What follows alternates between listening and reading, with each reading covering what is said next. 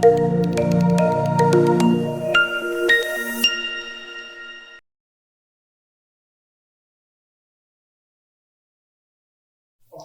guys, welcome to GKIS. So in the video last 15 years UPSC prelims questions பார்க்க போறோம். Modern India இருந்து வந்த questions பார்க்கிறோம். So 2025, so last year கேட்ட Modern India questions நம்ம start பண்ணலாம். So first question is the 11th question பார்க்குறீங்க. Consider the following statements about Rajaram மோகன் ராய். ரொம்ப ஈஸியான question. இது எல்லாருக்குமே ஆன்சர் தெரியும் பார்க்கணும். ஸோ ஃபர்ஸ்ட் ஸ்டேட்மெண்ட் பாருங்க. He possessed great love and respect for the traditional philosophical systems of the East. கண்டிப்பா ஏன்னா பாப்பாங்க ராஜாராம் மோகன் ராய் அப்படிங்கிறவரு இந்தியன் கல்ச்சரை ஃபர்ஸ்ட் விரும்புறாரு. ஓகேவா, ஆப்வியஸா அது பண்றாரு. பட் ஆனா அதுல இருக்கிற செர்டைன் ஆஸ்பெக்ட்ஸ் வந்து they were bothering him. For example சதி, அது அவருக்கு பிடிக்கல. But at the end of the day வந்து he had a great interest towards Eastern culture, Indian culture அப்படின்னு சொல்லி நம்ம பார்க்கிறோம். அவர் என்ன சொல்றாருன்னா வெஸ்டர்ன் கல்ச்சரும் ஈஸ்டர்ன் கல்ச்சரும் நம்ம பார்க்கலாம், அதுல எது நல்ல விஷயங்கள் இருக்கோ அதை மிக்ஸ் பண்ணி நம்ம ஃபாலோ பண்ணலாம் அப்படின்னு தான் அவர் சொல்றாரு. ஸோ அதுதான் அவருடைய பேசிக் அஜெண்டா. ஸோ அப்போ வந்து இந்த ஸ்டேட்மெண்ட் கரெக்டாக தான் நம்ம பார்க்கிறோம். நெக்ஸ்ட் பாருங்க. He desired his countrymen to accept the rational and the scientific approach and the principle of human dignity and the social equality of all men and women. கண்டிப்பா இதனாலதான் ஒரு சோஷியல் ரிஃபார்மர், ரிலீஜியஸ் ரிஃபார்மர்னு நம்ம சொல்லுவோம். சரியா, இதெல்லாம் சொல்லணும்.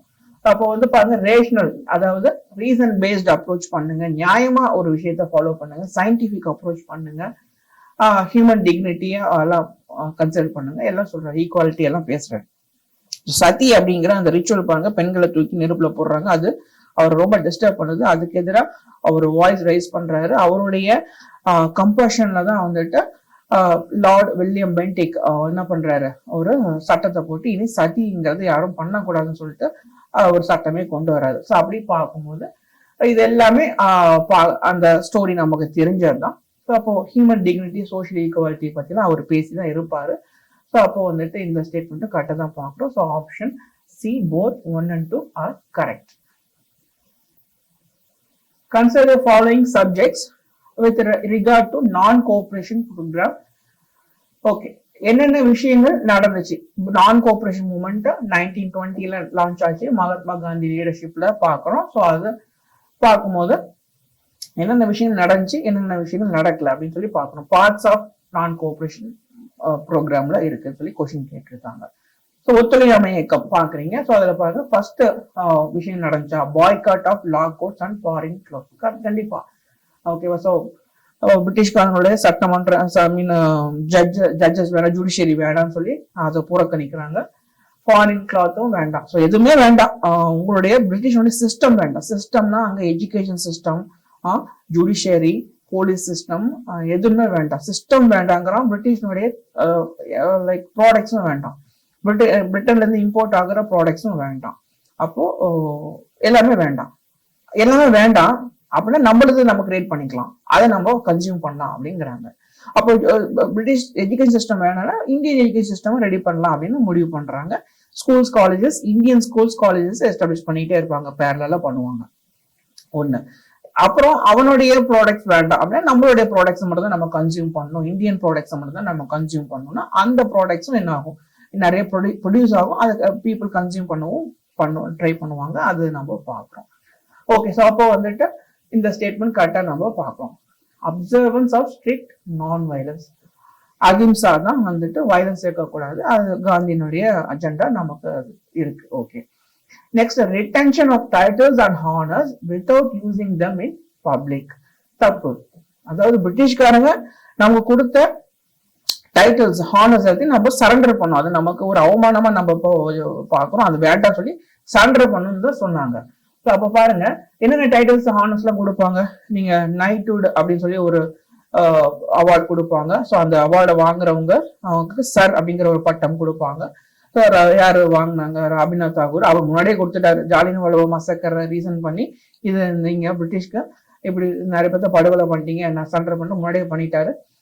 மகாத்மா காந்தியும் பாத்தீங்கன்னா கைதர் ஹிந்து மெடலும் வந்துட்டு வேண்டாம் சொல்லி சரண்டர் பண்றாங்க.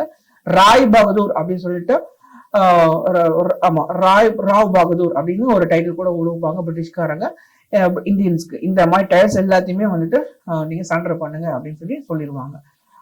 வச்சுக்கலாம், பப்ளிக்கா அது யூஸ் பண்ணக்கூடாது அப்படிலாம் கிடையாது. சரண்டர் பண்ணி அது யூஸும் பண்ணாது அப்படிதான் நம்ம பார்க்கிறோம். அப்ப இந்த ஸ்டேட்மெண்ட் தப்பு.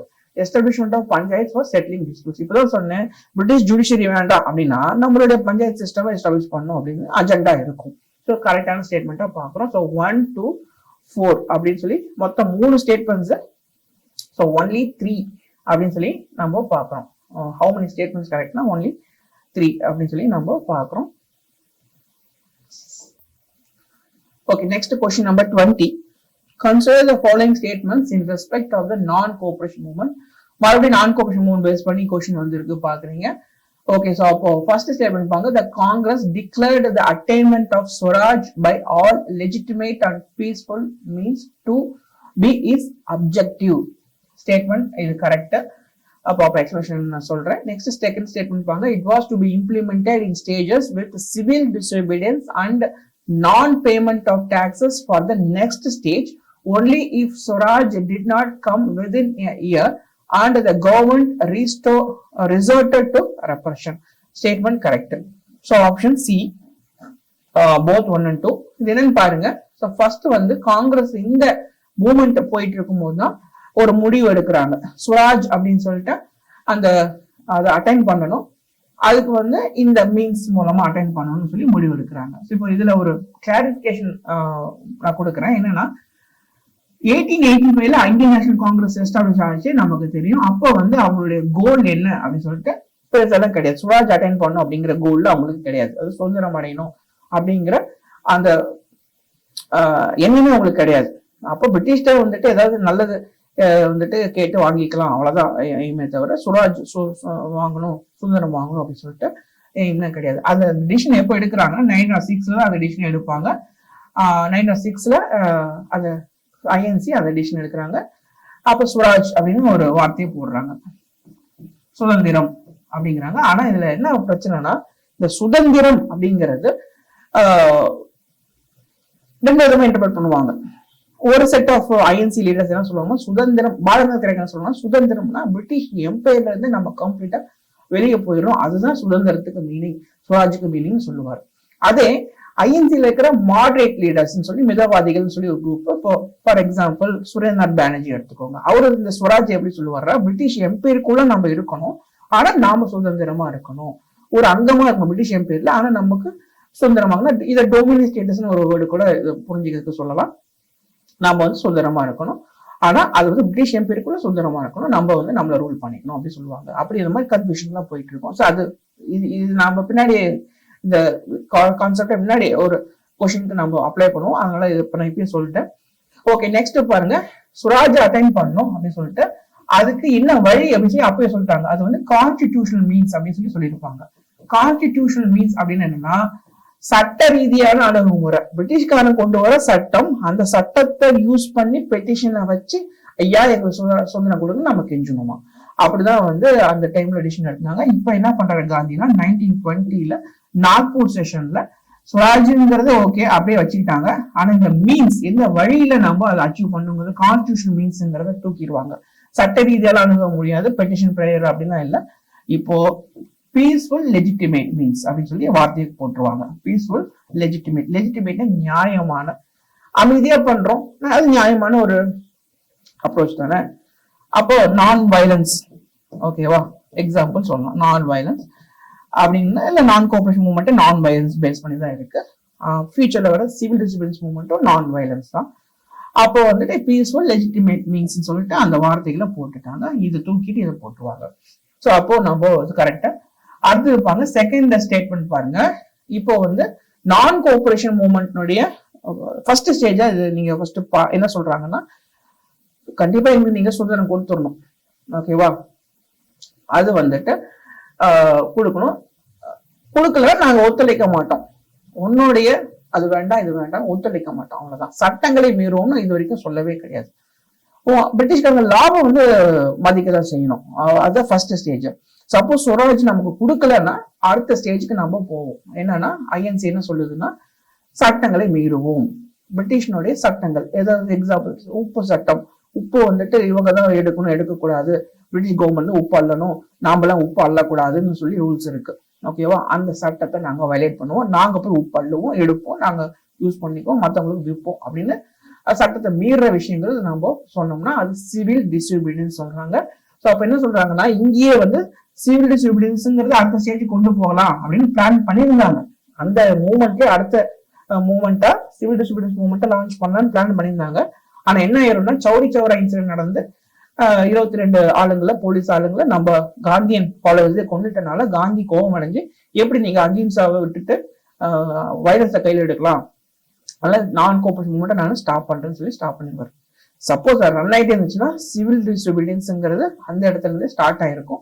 அந்த மூவ்மெண்ட்லயே இந்த விஷயமும் நடந்திருக்கும், சட்டங்களை மீற ஒரு செயலும் நடந்திருக்கும். பட் ஆனா அது அப்படியே நடக்காம அந்த மூவ்மெண்ட்லயே ஸ்டாப் பண்ணிட்டாங்க. அதனால வந்துட்டு இந்த ஸ்டேட்மெண்ட் கரெக்டா தான் நம்ம பாக்குறோம். ஸோ அது கொஞ்சம் கிரிட்டிக்கலான ஸ்டேட்மெண்ட் தான், ஆனா கிளாரிட்டி எடுத்துக்கங்க. ஸோ போத் 1 and 2 நம்ம பார்க்கிறோம். given by Gandhiji at the time of sedition, அதாவது அரசாங்கத்துக்கு பண்ற துரோகம், அந்த செடிஷன், அது என்னுடைய மதமா மாறிச்சு. பிரிட்டிஷார் எதிர்த்து நான் பண்றது என்னுடைய மதமா மாறிச்சு, அதான் என்னுடைய பேஷன் அப்படின்னு எப்ப சொல்றாரு? Publicly violating salt law at Dandi. Dandi march, Dandi யாத்திரை அவரு பண்ணிட்டு தண்டி கடற்கரை கிராமத்துக்கு வராரு. ஒரு 24 நாள் நடந்து தண்டி கிராமத்துக்கு வந்துட்டு he picked up the salt and said that this famous statement, sedition has become my religion. சட்டத்தை மீறிட்டார், சால்ட் லாவை வயலேட் பண்ணிட்டார். நம்மளே சொன்னேன், சால்ட் லா, பிரிட்டிஷ் சால்ட் லா என்ன சொல்றாங்கன்னா, சால்ட் வந்து அதை ப்ரொடியூஸ் பண்ற உரிமை கவர்மெண்ட்டுக்கு மட்டும்தான் இருக்கு, மோனோபோலி இருக்கு. வேற common man should not produce the salt. So அப்படி இருக்கும்போது நான் அதை மீறுறேன், சட்டத்தை நான் மீறுறேன். சிவில் டிஸ்ட்ரிபியூஷன்ஸ் மூவ்மெண்ட் ஒரு பார்ட்டா நீங்க பாத்தீங்க. சிவில் டிஸ்ட்ரிபியூஷன்ஸ் மூவ்மெண்ட்னாலே 1930 லான்ச் ஆனது. இந்த மூவ்மெண்ட்டை முன்னாடியே ஸ்டார்ட் பண்றதா பிளான் பண்ணாங்க. நான் சொன்னேன், என்சிஎம்ல அதை ஒரு ஃபார்மெட்டா ஸ்டார்ட் பண்ணாங்க. ஆனா அதை பிளான் பண்ணாங்க, அதை நிப்பாட்டிட்டாங்க. ஆனா இப்ப லான்ச் பண்றாங்க. சிவில் டிஸ்ட்ரிபியூஷன் மூவ்மெண்ட்ல பாய்காட்டும் இருக்கும். ஓகேவா? பிரிட்டிஷ் கூட்ஸ் சிஸ்டம் பாய்காட் பண்றதும் இருக்கும், பிளஸ் லாவை வயலேட் பண்றதும் இருக்கும். அப்போ என்ன, நிறைய சட்டங்களை மீறினாங்க. அதுல முக்கியமா ஃபர்ஸ்ட் சட்டம் தான் சால்ட் லாவை வயலேட் பண்றாங்க. அதுக்குதான் டண்டி மார்ச் தேவைப்படுது. அதை பண்ணிட்டு கடைசி என்ன சொல்றாரு, நான் வந்து இப்படி பண்றது என்னுடைய பேஷனா மாறிச்சு, என்னுடைய ரிலீஜனா மாறிச்சுன்னு சொல்லி பேசிட்டு இருக்காரு. இந்த அக்கேஷன்ல இதை பண்ணிருக்காரு. Option B. Okay, next. Okay, who provided legal defense to the people arrested in the aftermath of Chowri Chowra incident? So Chowri Chowra incidentல மாட்டிக்கிட்ட ஆளுங்களுக்கு நிவாரணம் ஒரு வக்கீல யார் யாரு வந்தாங்க அப்படின்னு சொல்லி பார்த்தா, மதன் மோகன் மால்வியா அண்ட் கிருஷ்ணா காந்த் அப்படின்னு சொல்லிட்டு பாக்குறீங்க. சௌரி சௌரா இன்சிடென்ட் நாம பார்த்தோம், 1922 நடந்தது. இதுல இந்த சம்பவத்துல 22 போலீஸ்மென்ன ஜனங்களே அடிச்சு கொண்டுருவாங்க, எரிச்சு கொண்டுருவாங்க, போலீஸ் ஸ்டேஷனை கொளுத்திடுவாங்க பார்த்தோம். அதனால கடுப்பான காந்தி நான் கோஆபரேட்டிவ் மூவ்மெண்ட் இனி நான் லான்ச் பண்ண மாட்டேன், கண்டினியூ பண்ண மாட்டேன் அப்படின்னு சொல்லி நிப்பாட்டிடுவாரு. நம்ம பேசியிருந்தோம். அப்படி அந்த மாட்டிக்கிட்ட பீப்புள், ஓகேவா, அவங்க அரெஸ்ட் ஆன பீப்புள், அவங்க பக்கம் நியாயம் இருக்கு அப்படின்னு சொல்லி அவங்க சைட்ல வாதாடுறதுக்கு முன்னாடி யார் வந்தா அப்படின்னா மதன் மோகன் மால்வியாவும் கிருஷ்ணா காந்த் அப்படின்னு சொல்லிட்டு நம்ம பாக்குறோம். சோ அப்போ இவங்களால என்ன நடந்துச்சு அப்படின்னா, நிறைய பேருக்கு தூக்கு தண்டனை கொடுக்கறதா இருந்துச்சு. இவங்க வாதாடி அவங்களுக்கு ஆயுள் தண்டனை வாங்கி கொடுத்தாங்க. ஆயுள் தண்டனை யார் யாருக்குதான் கிடைச்சதோ அவங்க எல்லாம் அவங்களுக்குலாம் வாதாடி கொஞ்சம் கம்மி நாட்கள் ஜெயில இருக்கிற மாதிரி இவங்க வாதாடினாங்க. ஸோ அதுதான் வந்துட்டு ரிசல்ட்டா நம்ம பார்க்கிறோம். So don't forget these two names. Okay, next question number 74 பார்க்கிறோம். Subsequent to which one of the following events Gandhiji, who consistently opposed untouchability and appealed for its eradication from all spheres, decided to include the upliftment of Harijans in his political and social program? Okay, so in the point he devoted or focused himself towards the upliftment of the depressed classes. He called them as Harijans. So இப்ப focus பண்றாரு அப்படின்னா after பூனா பேக்டுக்கு அப்புறம் தான். ஏன் அப்படின்னு பார்க்க, பூனா fact 1932 நடந்திருக்கும், நீங்க பார்க்கலாம். சோ அப்போ பூனா பேக்டினுடைய கண்டென்ட் என்னன்னு உங்களுக்கு தெரியும் இல்லையா? Like Ramsay MacDonald prime minister என்ன பண்ணிருப்பாரு, உங்களுக்கு வந்துட்டு அந்த டிப்ரெஸ்டு கிளாஸ் பீப்புளுக்கும் வந்து செப்பரேட் எலக்ட்ரேட் கொண்டு வரேன்னு சொல்லியிருப்பாரு. அதை அம்பேத்கர் வந்து வெல்கம் பண்ணியிருப்பாரு. பட் ஆனா அதை வந்து நான் இம்ப்ளிமெண்ட் பண்ண விட மாட்டேன்னு சொல்லி Gandhi will undergo fasting and death இங்க பூனால அந்த எரவாடா ஜெயில. ஸோ அப்புறமா அம்பேத்கருக்கு வந்துட்டு ஃபாஸ்டிங் அம்பேத்கருக்கும் காந்திக்கு நெகோசியேஷன் நடந்து நம்ம பூனா பேக்ட் நடக்குது. ஸோ அந்த இடத்துல பாத்தீங்கன்னா அந்த பேக்ட் சைன் பண்ற அந்த அக்கேஷன் எல்லாம் பாத்தீங்கன்னா அம்பேத்கருக்கும் காந்திக்கும் ஆர்குமெண்ட் அதிகமா போகும். ஸோ அதுல வந்து அம்பேத்கர் வந்து நிறைய இடங்கள் சொல்லுவாரு, இந்த மாதிரி நாங்க வந்து டிப்ரெஸ்டு கிளாஸ் பீப்புள் வந்து ஹிந்துஸ் வந்து முதல்ல விடுதலை அடையணும், ஹிந்துஸ் வந்து எங்களை அவ்வளவு கேவலமா நடத்துறாங்க அப்படிங்கிற மாதிரி நிறைய விஷயங்கள் பேசுவாரு. அப்புறமா தான் எங்களுக்கு பிரிட்டிஷ் இனிமையா நாங்க பாக்குறோம் அப்படிங்கிற மாதிரி பேசும்போது காந்தி நிறைய கன்விக்ஷன்ஸ், நிறைய ரியலைசேஷன்ஸ் அவருக்கு கிடைக்கும். ஓகே, அப்போ அம்பேத்கர் சொல்றதுல நிறைய பாயிண்ட்ஸ் இருக்கு, கரெக்டாவும் இருக்கு. அப்ப நம்ம இவ்வளவு நாள் வந்து அரசியல்ல போக்கஸ் பண்ணோம், அது இருக்கட்டும். கொஞ்சம் இனி நம்ம வந்துட்டு ஹரிஜன்ஸ் அப்படின்னு சொல்லிட்டு அவங்க பேரை சொல்ல ஆரம்பிக்கிறாரு, டிப்ரெஸ்டு காஸ்ட் பீப்புள். ஸோ அவங்கள ஹரிஜன்ஸ் சொல்லி அவங்கள நம்ம போக்கஸ் பண்ணுவோம் அப்படின்னு சொல்லி அப்பதான் அந்த டிசிஷன் இனிமேட்டு எடுக்கலாம் அப்படின்னு அந்த டிசிஷன் எடுத்து launch movement called Harijan movement. அப்போ அரௌண்ட் ஃபோக்கஸ் பண்றாரு எப்படி எப்படிலாம் ஹரிஜன்ஸை நம்ம இம்ப்ரூவ் பண்ணலாம் உங்க லைஃப் அப்படின்னு சொல்லிட்டு, social status, political status, economic status எல்லாத்தையும் எப்படி இம்ப்ரூவ் பண்ணலாம்னு சொல்லிட்டு he devoted himself towards the upliftment of Harijans. In fact, he launched a newspaper called Harijan. So அப்போ இதுதான் அந்த ட்ரிகரிங் பாயிண்டா நம்ம காந்தியில பாக்குறோம். ஸோ ஆப்ஷன் இ. ஓகே, நெக்ஸ்ட் கொஸ்டின் பாக்குறீங்க. Consider the following fruits 75. So 3 fruits கொடுத்திருக்காங்க. How many of the above were introduced in India by the Portuguese in the 17th and 16th and 17th centuries? Okay, so Portuguese இந்தியால introduce பண்ண fruits என்னென்ன எல்லாமே தான். So பாருங்க, ஒரு பெரிய லிஸ்டே இருக்கு. போர்ச்சுகீஸ் இந்தியால கொண்டு வந்தது அப்படின்னு சொல்லி பாத்தீங்கன்னா ஒரு பெரிய இந்த பப்பாயா, பைனாப்பிள், கோவா, இது இல்லாம பொட்டேட்டோ, டொமேட்டோ, ரெட் சில்லி, இது முந்திரி, இது கேஷ்யூ நட்டு, தென் டொபாக்கோ, புகையில. ஸோ இந்த மாதிரி வந்து நம்ம அந்த லிஸ்ட் பெருசா பாக்குறோம். போர்ச்சுகீஸ் வந்து எவ்வளவு விஷயங்கள் இன்ட்ரோடியூஸ் பண்ணிருக்காங்க. மேக்ஸிமம் எல்லாமே சவுத் அமெரிக்கால இருந்து இங்க கொண்டு வந்திருப்பாங்க. South American continent Portuguese control பண்ணாங்க வீணும். ஸோ அப்போ அந்த ஏரியால தான் இது எல்லாமே போயிட்டு இருந்துச்சு. ஸோ வளர்ச்சிட்டு இருந்தாங்க. அங்க இருந்துட்டு நம்ம ஏன் இந்த இந்தியாவில இன்ட்ரோடியூஸ் பண்ணக்கூடாது, அதை வந்து மல்டிப்ளை பண்ணி அதை நம்ம ஏன் வந்துட்டு கிரியேட் பண்ணக்கூடாதுன்னு சொல்லிட்டு போர்ச்சுகீஸ் வந்து கொடுத்த கண்டென்ட் ஸ்டப்ஸ் தான் இதை நம்ம பார்க்கிறோம். ஓகே, ஸோ அப்போ option C. Okay, next question number 78 பாக்குறீங்க. Who among the following was the founder of the self-respect movement? So எல்லாருக்குமே தெரிஞ்சதுதான், சுயமரியாதை இயக்கம், பெரியார். ஈவி ராமசாமி நாயக்கர். நமக்கு ஈஸி. நார்த் இந்தியன்ஸ் அப்படின்னு சொல்லி பார்க்கும்போது அவங்களுக்கு இது கொஞ்சம் ரொம்ப ஃபெமிலியர்னு சொல்ல முடியாது இந்த விஷயம். பட் நமக்கு வந்து சுயமரியாதை இயக்கம்னா ராமசாமி நாயக்கர், பெரியார் தெரியும். ஓகே, ஸோ அது 1924-25 அந்த டைம்ல வந்துட்டு அதை ஸ்டார்ட் பண்றாரு பாக்குறோம்.